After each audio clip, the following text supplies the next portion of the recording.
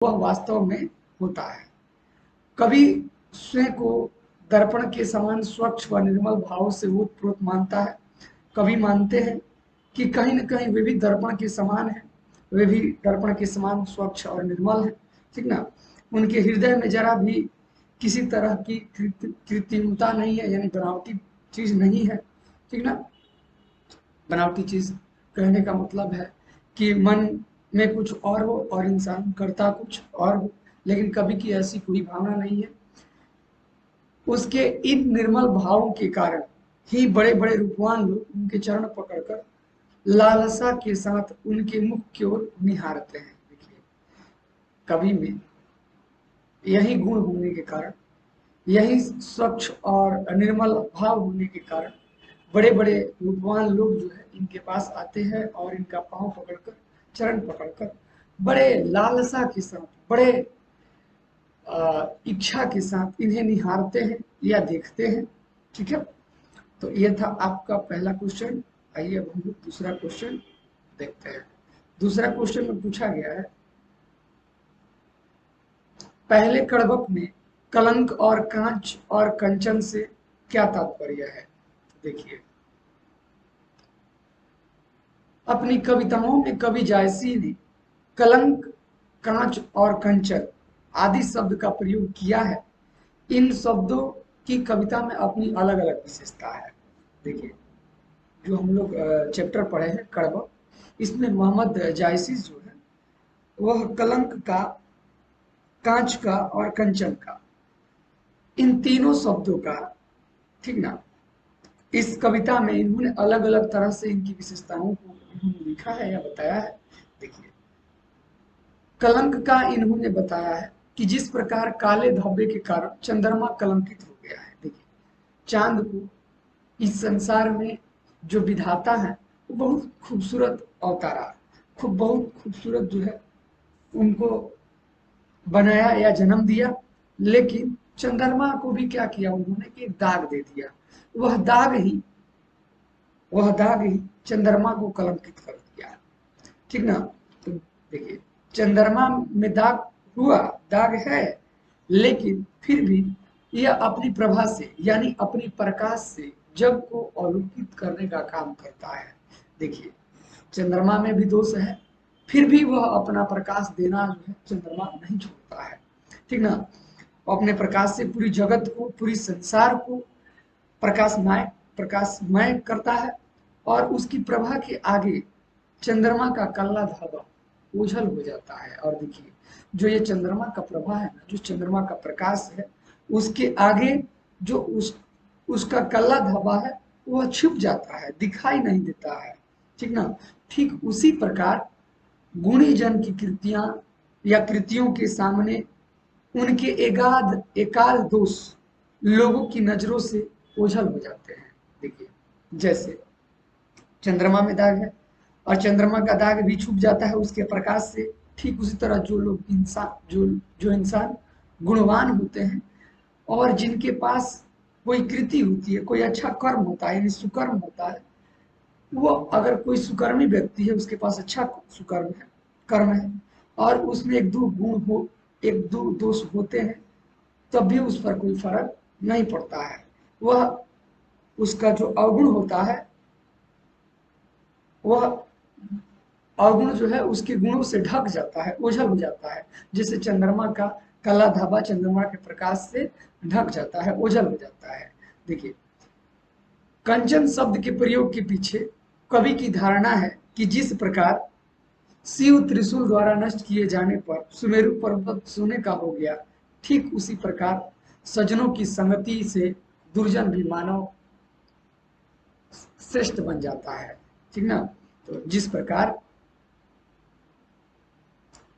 देखिए, यहाँ पर बताया गया है कि शिव जी के त्रिशूल द्वारा जब नष्ट किया गया तो सुमेरु पर्वत सोने का हो गया।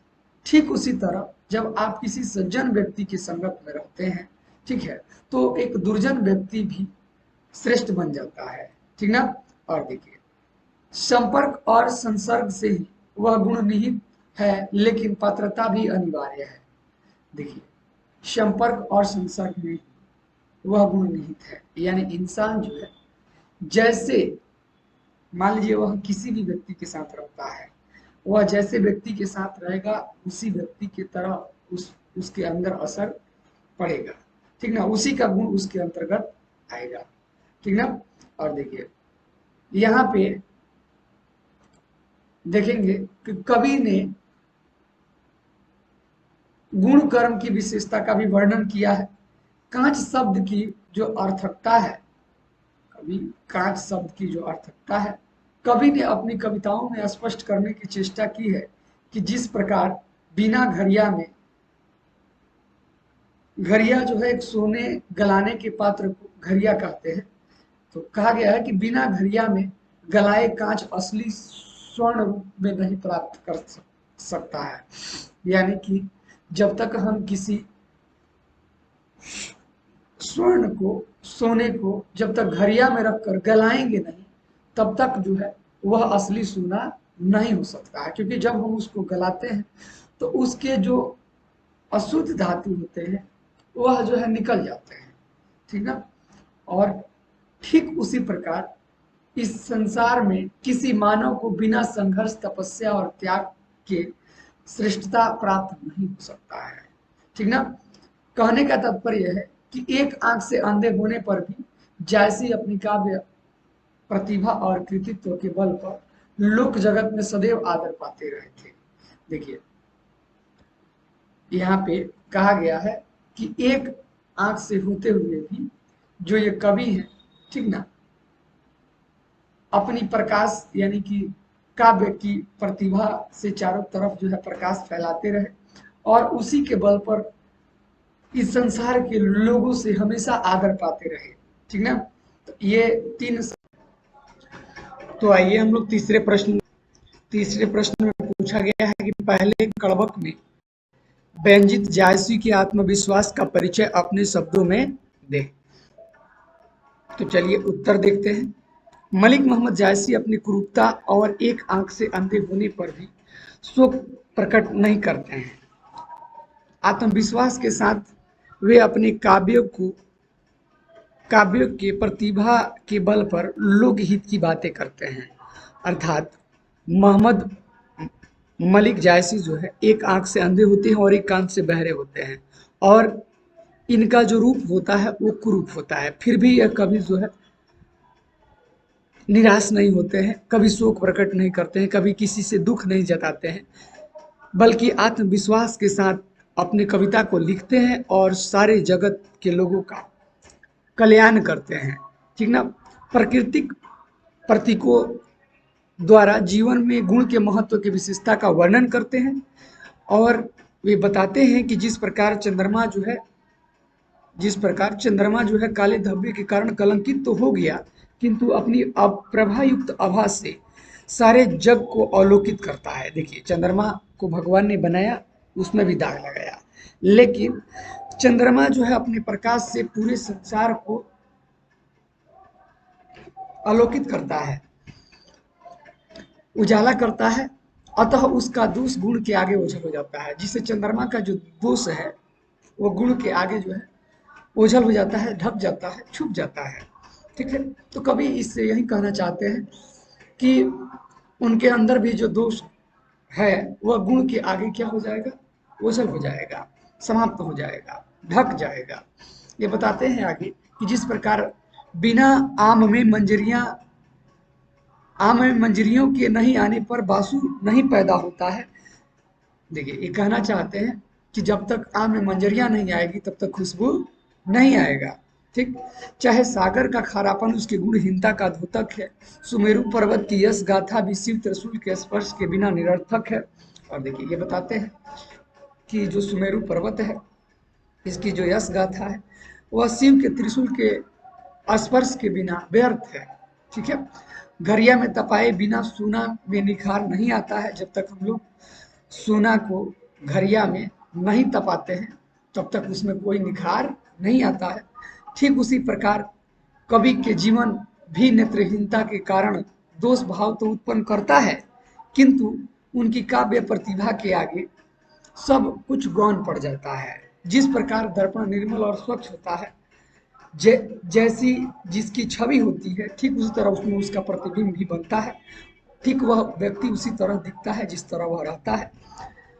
ठीक उसी तरह कभी कभी व्यक्तित्व एकदम स्वच्छ और निर्मल है, कवि का हृदय स्वच्छ और निर्मल है। उपरोक्त प्रतीकों के माध्यम से कवि ने अपने आत्मविश्वास का सटीक चित्रण अपने कविता के द्वारा किया है। आइए हम लोग अब प्रश्न चौथा देखते हैं।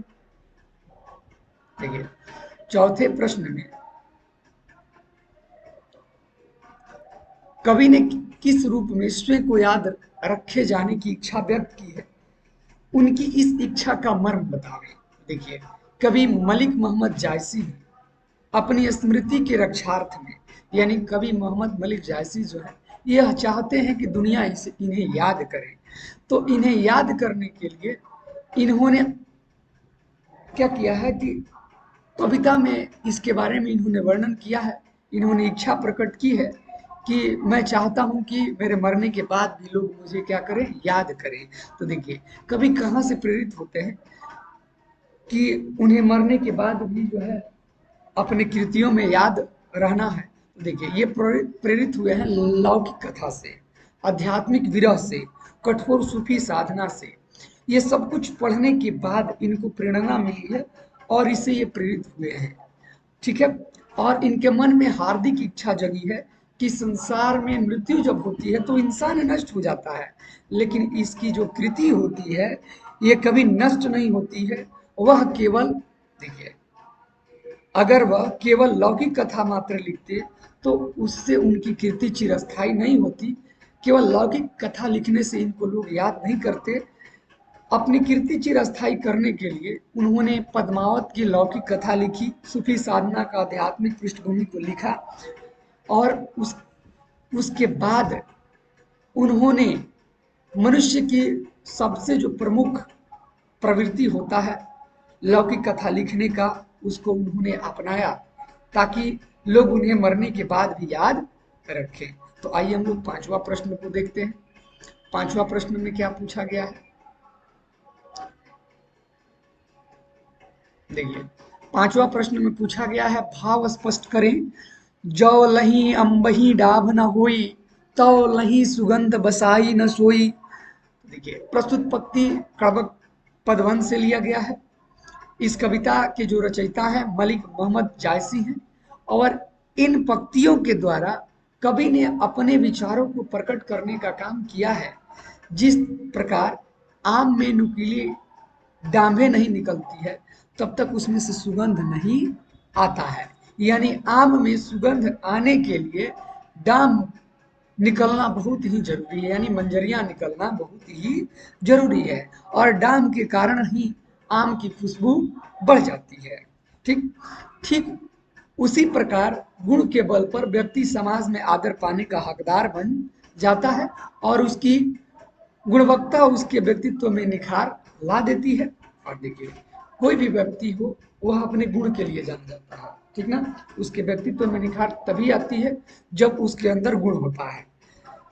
इन इन पंक्तियों का दूसरा विशेष अर्थ हम लोग कह सकते हैं कि जब तक मनुष्य में दोष नहीं होता है तब तक उसमें गरिमा नहीं आती है।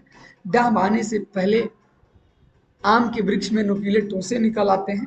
ठीक है, चलिए छठा प्रश्न की तरफ हम लोग चलते हैं। देखते हैं छठा प्रश्न में कवि जो है क्या कहना चाहते हैं। तो देखिए रकत के लेई का क्या अर्थ है। तो देखिए कवि मालिक मोहम्मद जायसी जो है इस काव्य का रचना किया है और ये कहते हैं कि मैंने इस कथा को रक्त रूपी ले द्वारा जोड़ा है और इसकी गाढ़ी प्रीति के आंसुओं से भिगोया है। यही सोचकर मैंने इस ग्रंथ का निर्माण किया है कि मेरे मरने के बाद यह ग्रंथ ही, यानी यह काव्य ही, यह कहानी ही मेरे जीवन की शेष निशानी बच जाएगी और इसे लोग पढ़कर याद रखेंगे। ठीक है, आइए हम लोग सातवां प्रश्न को देखते हैं। मोहम्मद यही कवि जोरी सुनावा, यहाँ कवि ने जोरी शब्द का प्रयोग किस अर्थ में किया है। तो देखिए कवि मोहम्मद जो मलिक हैं यह जोरी शब्द को इसीलिए प्रयोग किए हैं कि इसका अर्थ रचकर होता है, यानी बनाना। जोड़ना, ठीक। अर्थात मैंने यह काव्य रचकर सुनाया है, कवि यह कहकर इस तथ्य को उजागर करना चाहते हैं कि मैं रत्नसेन, पद्मावती इत्यादि जिन पात्रों को लेकर अपने ग्रंथ में रचना की है उनका वास्तव में अभी कोई अस्तित्व नहीं है, ठीक। लेकिन उनकी कहानी मात्र क्या रही, प्रचलित रही। उस तरह मैं भी अगर शब्दों को जुड़ जुड़ कर लिखता हूँ तो मेरी भी शब्द जो है इस संसार में प्रचलित रहेगी और मैं भी कहानी के रूप में ही रहूंगा और लोग मुझे याद करेंगे। तो चलिए आइए अब हम लोग अगला देखते हैं। प्रश्न संख्या 8, दूसरे कड़वक का भाव सौंदर्य स्पष्ट करें। दूसरे कड़वक का हम लोगों को अर्थ बताना है। तो देखिए, दूसरे कड़वक में कवि जो है किस तथ्य का उजागर करते हैं इसको हम लोग जानते हैं। देखिए, दूसरे कड़वक में उन्होंने रत्नसेन राजा, पद्मावती की बात की है, सुगा की बात की है, ठीक ना, अलाउद्दीन खिजली के बारे में बात किए हैं और ये बताए हैं कि उनमें से किसी का अस्तित्व नहीं रहा अभी तक, लेकिन उनकी कहानी जो प्रचलित है, जो कि काफी सदियों से, काफी वर्षों से जो कहानी लोग बताते आ रहे हैं वही हम लोग सुनते आ रहे हैं और पढ़ते आ रहे हैं। परंतु काव्य को, मेरे काव्य को, मेरे इस काव्य को जिसने भी सुना है उसी को प्रेम की पीड़ा का अनुभव हुआ है। कवि ने इस कथा को रक्त रूपी ले के द्वारा जोड़ा है और इसकी गाढ़ी प्रीति को आंसुओं से भिगोया है। कवि ने इस काव्य की रचना इसलिए की क्योंकि जगत में उसकी यही शेष निशानी बच जाएगी। कवि यह कहना चाहता है इस कथा को पढ़कर उसे भी याद कर लिया जाए, ऐसा जो है सोचकर वह दूसरे पद को लिखता है, ठीक है। आइए हम लोग अंतिमवा पद देखते हैं।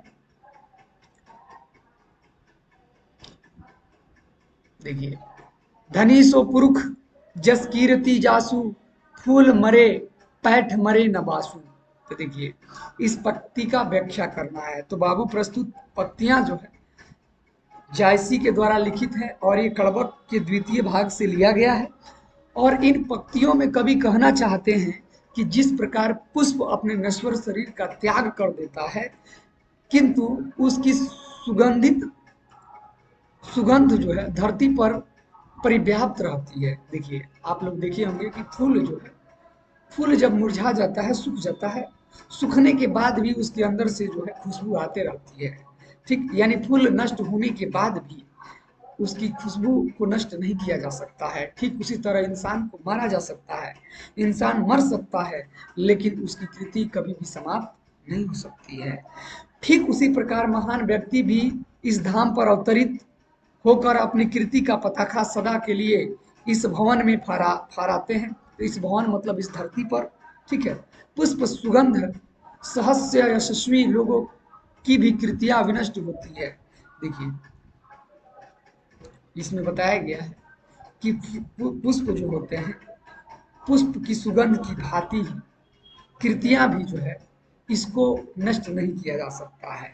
जिस तरह फूल के खुशबू को नष्ट नहीं किया जा सकता है उसी तरह इंसान की कृतियों को भी नष्ट नहीं किया जा सकता है, बल्कि युग युगांतर उनकी लोक हितकारी भावनाएं जन के कंठ में विराजमान रहती हैं। देखिए, क्योंकि युग युग तक, युग युग तक लोग जो है लोगों की कृति को याद रखते हैं और वो जो अच्छे कर्म किए हैं उसको याद रखते हैं और ये सबके कंठ में विराजमान रहता है। इसीलिए इंसान मर जाता है लेकिन उसकी कृति नहीं मरती। तो आइए भाषा की बात को भी देखते हैं। कड़वक प्रश्न संख्या 1 में पूछा है निम्नलिखित शब्दों के पर्यायवाची शब्द लिखें। तो देखिए, ये नयन है, नयन के पर्यायवाची है आंख, नेत्र, चक्षु, दृष्टि, लोचन, खिया, अच्छी। और आम का पूछा गया है तो आम का हो जाएगा रसाल, अम्ब, आम्ब, आम्र, ठीक है। और चंद्रमा का शशि, चांद, अंशुमान, चंदा, चंदर, चंद। रक्त का हो जाएगा खून, रुधिर, लहू, लोहित, शोषित, ठीक है। और राजा का हो जाएगा नरेश, नृप, नृपति, प्रजापति, बादशाह, भूपति, भूप, ठीक है। और देखिए, फूल का हो जाएगा सुगम, कुसुम, पुष्प, गुल। और देखिए दूसरे प्रश्न में पूछा गया है कि पहले कड़बक में कवि अपने लिए किन किन उपमानों की चर्चा की है, उपमाओं की चर्चा की है, उन्हें लिखें। तो पहले कड़बक में कवि जो है यह कौन कौन से उपमानों की चर्चा किए हैं, तो चांद, सुख, अम्ब, समुद्र, सुमेरु, घड़ी, दर्पण इत्यादि उपमाओं का प्रयोग कवि अपने लिए किए हुए हैं। और निम्नलिखित शब्दों का मानक रूप लिखना है। मानक यानी कि इसका जो मुख्य शब्द है उसको लिखना होता है। तो इसमें देखिए त्रिशूल लिखा हुआ है, त्रिशूल है, दर्पण, दर्पण, निर्मल, निर्मल, निर्मल, पानी, पानी, नखत, नख, प्रेम, प्रेम, रकत, रक्त, कीरति, कीर्ति। देखिए चौथा नंबर प्रश्न में पूछा गया है कि दोनों कड़बक के रस और काव्य गुण क्या है। तो जायसी के दोनों कड़बकों में शांत रस का प्रयोग हुआ है, दोनों कड़बकों में माधुर्य गुण है। देखिए दोनों कड़बकों में शांत रस का प्रयोग हुआ है एकदम।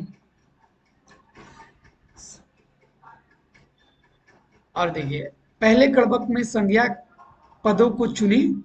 पहले पद में कौन कौन से हैं, तो नयन है, कवि है, मोहम्मद है, चांद है, जग है, विधि है, अवतारा है, सुख है, नख है, अम्ब है, डाम है, सुगंध है।